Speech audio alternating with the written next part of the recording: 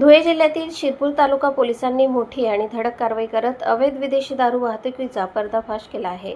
राष्ट्रीय महामार्ग क्रमांक 52 वर ही कारवाई करण्यात आली। पोलिसांना मिळालेल्या गुप्त माहितीच्या आधारे संशयित कंटेनरवर नजर ठेवण्यात आली।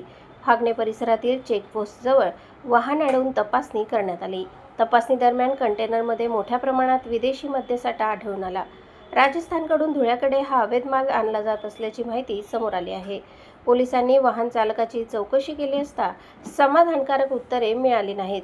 यानंतर संपूर्ण वाहनाची झडती घेण्यात आली। कंटेनरमध्ये विविध कंपन्यांच्या विदेशी दारूच्या बाटल्या आढळून आल्या। या कारवाईत लाखो रुपयांचा मुद्देमाल पोलिसांनी जप्त केला आहे।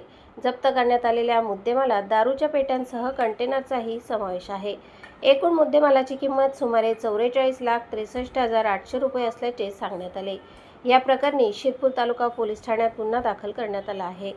राज्य उत्पादन शुल्क कायदा आणि इतर संबंधित कलमान्वये कारवाई सुरू आहे। पोलीस अधिकाऱ्यांच्या मार्गदर्शनाखाली ही कारवाई पार पडली। या कारवाईमुळे अवैध दारू तस्करांमध्ये खळबळ उडाली असून राष्ट्रीय महामार्गावर पोलिसांची सतर्कता पुन्हा एकदा दिसून आली आहे।